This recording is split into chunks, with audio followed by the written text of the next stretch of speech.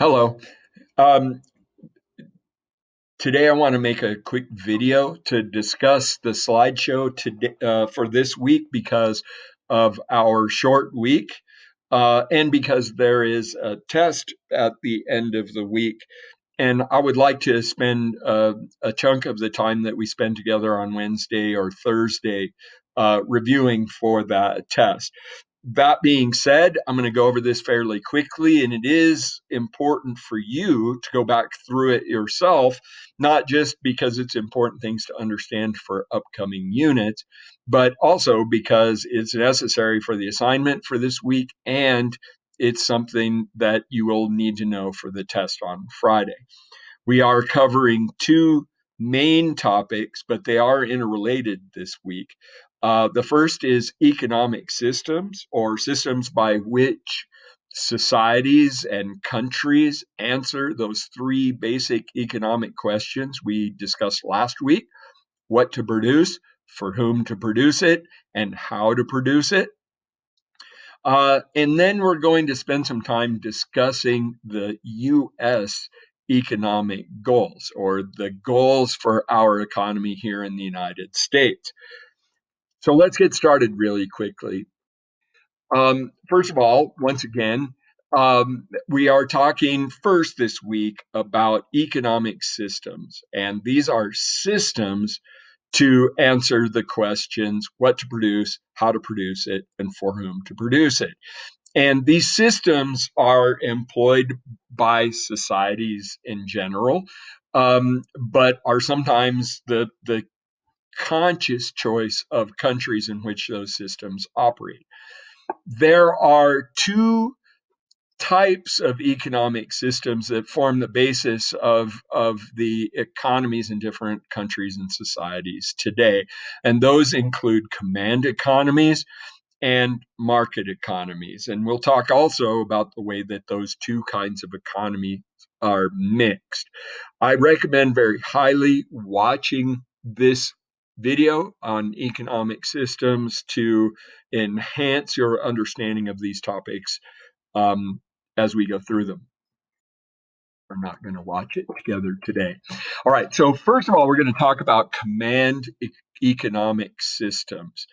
And the definition that you need to know about command systems is that these are economies in which a central authority makes all the decisions of what to make, how to make it, and for whom to make it. Okay, that central authority is the government, and the government can be in the form of an oligarchy or a group of people, but is often under the control of a totalitarian government led by an individual. Regardless, in a command economic system, that central authority makes decisions that are then followed by the rest of the people in the economy. And people within these economies don't have any choice as to what they do, what they produce, and they don't have any choice as to what they consume. And there's some good examples of this, and you'll recognize them as communist countries. And these are systems of economic systems that are often referred to as communist economic systems. The Soviet Union, which dissolved at the end of the 80s, is a good example of this, but still we have command economic systems functioning largely in places like Cuba and North Korea. And again, these are run by dictators. They're individuals that make the decisions as to what to make, how to make it, and for whom to make it in the economies of those countries. There are strengths to command economies, and you should know these. The main one is that with a command economy and a single individual or group, a single government making decisions about what to make and how to make it and for whom to make it, those decisions are relatively easy to make and straightforward. There isn't a lot of debate or discussion. And this allows command economies to change course relatively quickly. For example, in the early part of the 20th century, the Soviet Union, including Russia and their satellite states, um, changed the economic focus of those countries from a largely agricultural based economy to a more modern industrial based economy in only a few decades. There are examples of this in China as well. But the downside here is that because the government is making decisions about what to produce, how to produce it, and for whom to produce it, they make those decisions for their own perceived needs and wants, not the needs and wants of the individuals living in those countries, which means that a lot of the individuals' needs and wants go unsatisfied. Furthermore, it creates an environment where the labor resources, in particular, are disincentivized. They're unmotivated to work hard or to try and advance because there is no benefit or reward for doing that. If you are employed in a command economy and they tell you to work, you do the work they tell you to do, but there is no good reason to do extra work because you don't get extra reward for doing it. And that has led to stagnation in command economies. And of course, leads to a lack of freedom amongst the people who live into those economies. And as we know, freedom is important. All right.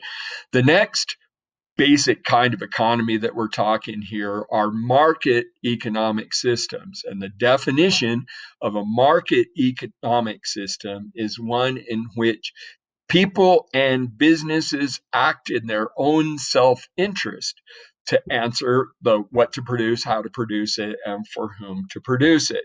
In other words, people make things because it's in their interest to do so. They're seeking profit. And people buy things because it is in their self-interest to buy those things. They satisfy wants and needs, or they're inexpensive, or something new and interesting.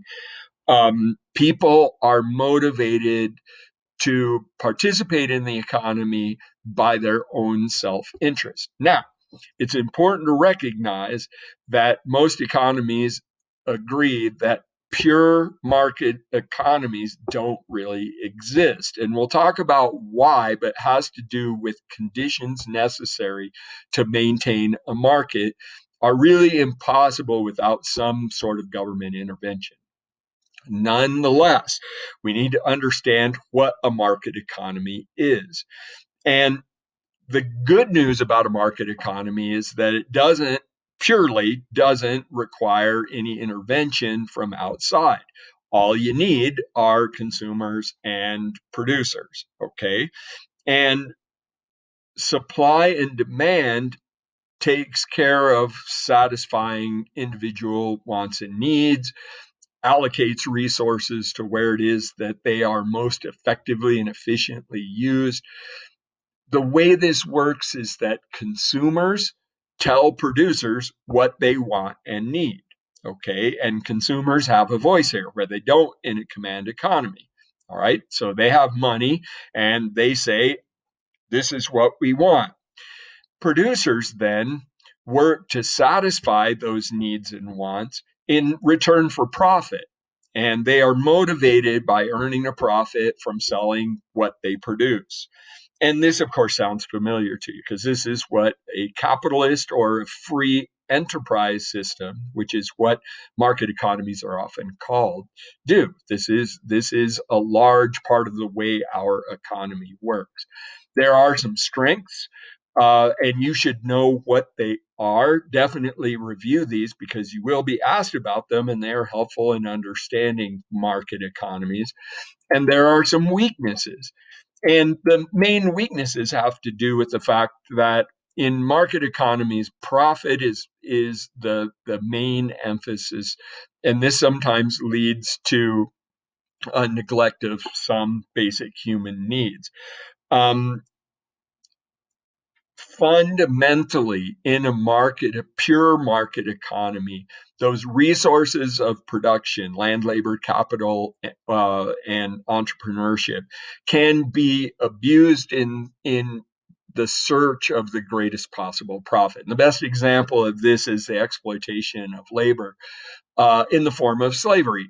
From a producer's standpoint, the most efficient way to use labor is to enslave labor and to not pay them. Okay, that means you don't pay for your labor resources. But as we know, of course, that efficiency, that profit motive is also a gross violation of basic human rights.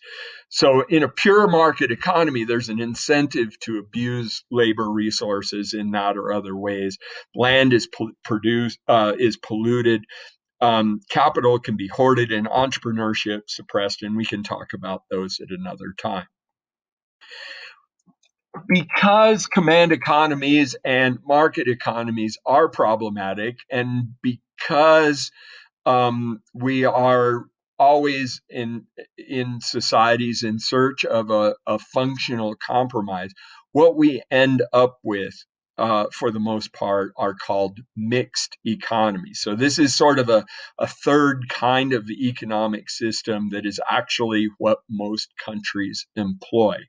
The definition of a mixed economy is an economic system in which private industries, businesses, producers, and consumers and the government share control over what is produced, how it's produced, and for whom things are produced within this mixed economy. Okay. Since no countries really have absolute command economies or market economies, we always see some sort of a mix of economies. And they share a lot of upsides of both types of economy. All right. So a mixed economy shares the upside of a market economy in that there's economic freedom and how to use resources. But there's also the upside of a command economy in which resources are allocated in a way that serves the needs of the country or the society as a whole, even when those things aren't necessarily profitable. Also, in a mixed economy, there is a government there to ensure that the market is fair and competitive. Okay. You should know the strengths of a mixed economy. In a mixed economy, primarily what we see are a lot of the freedoms that are involved in a market economy, but some of the other sort of broadly societal benefits of a command economy. What we see is in a mixed economy, government can intervene in order to satisfy needs and wants that are not necessarily profitable. So, for example, taking care of people who are disabled is not profitable because disabled people can't work to pay for goods and services. The government can step in and satisfy those needs and wants in a humane way, even if they're not profitable most of the time. Okay, there are definite weaknesses in mixed economies, and you should definitely know these. If you have questions about them, please ask. But they are sort of the downsides of market or command economies as well. Okay. What we need to understand, though, is that in a mixed or a market economy, in order for them to function, we need a functional marketplace. And in order for a marketplace to work, these three conditions, and you must know these conditions, must be met. First of all, there does have to be competition amongst producers. Okay. Producers are competing to offer low prices and the best quality or most innovative goods and services. They offer choices for consumers who then have the freedom to buy the things that they want. And this increases value, it increases choice, and it incentivizes producers to enter the market in search of profit. Okay, if you've got a new and better way to do something, you can jump into a market in a market or mixed economy and compete. And if you've got this new or better way to do it, you will win that competition for profit. Okay, so competition is necessary in order for a market or mixed economy to work.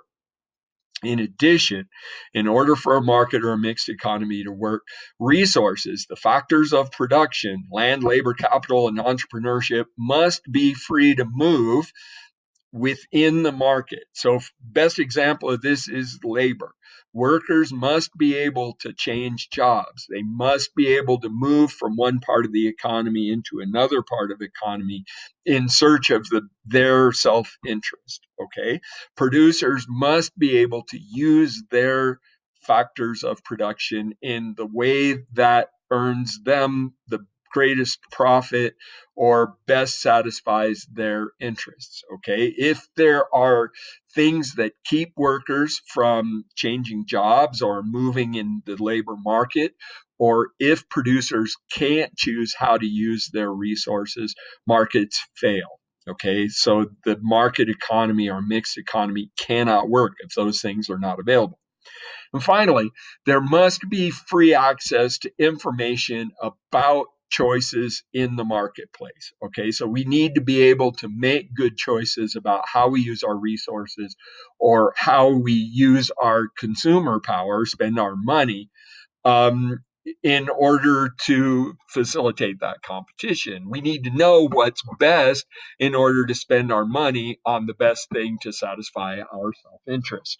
And that means that we need to know about the choices, we need to know about prices, we need to know about alternatives. So that we can choose what's best for us. Please watch this video, which will help explain that. Okay, next we're going to talk about the 6 goals of the U.S. economy. The U.S. economy is a mixed economic system, so the government does have control over what is produced, how it's produced, and to a smaller extent for whom it's produced. But most of that control lies in the private marketplace with private businesses and with individuals within the marketplace. Okay, so it is a mixed economy, and you're going to want to look at how that is true for the assignment for this week. But we also want to understand what the goals of the US economy are. What is it that we in America expect from our economy? What are the goals we are trying to meet? And there are 6.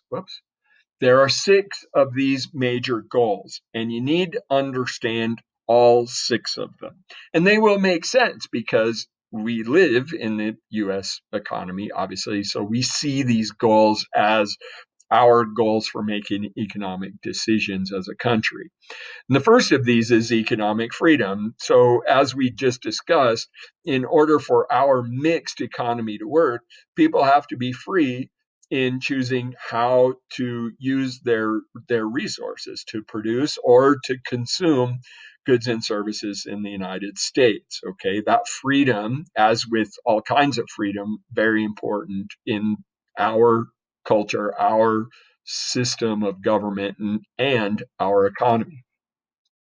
The next is we are in search of efficiency. All right. We want to use our resources in the most efficient possible way. And this, of course, is incentivized by the search for profit. If we use our land, labor, capital, and entrepreneurship efficiently, we make more profit. We are seeking to use our resources most efficiently. The next of these is a little bit different, and this is that we search for, or our goal is for a certain level of economic equality. That means that people basically are not getting cheated. They're not discriminated against for things like gender or their race. those sorts of things. But more importantly, that we are as consumers protected um, from producers, or to a certain extent from other consumers who take advantage of less than accurate information. For example, in the form of false advertising and unfair pricing and dangerous products. We deserve equal access to good and fair pay for work and products from the marketplace. Okay, we are also trying to meet the goal of economic security, which means that people aren't unfairly left behind in our economy. If they're laid off, they can still afford to, meet their basic needs. We set up government programs to help to ensure that this is true. And there are economy wide benefits to doing this. This isn't just for individuals. What we want to do is to ensure that we are not wasting, for example, our labor resources, or our consumer needs and wants. We are looking for economic stability. We don't want wild inflation. We don't want wildly unpredictable prices. We want to know that when we take a job, we will earn consistent pay. We want to know that when we are paid, the goods and services that we are paying for are going to be predictably priced. We want our economy to be as stable. We want it to grow, but we want it to be as stable as possible. And the last of these is that growth. We do want our economy to grow. We want more goods and services. We want higher pay. We want more participation in the economy. And economic growth is a huge goal for us. And we'll talk about ways when we get a little further into the semester that these things are mentioned. Okay, so with that, then, and again, you do need to know these things. The videos will help you, but do read the slideshow. Don't depend exclusively on this brief explanation. You'll need to work on the assignment for this week. Because we're having a test on Friday, there's only one assignment, but it's a very important one. And for that reason, it's worth 40 points instead of the usual 20 points.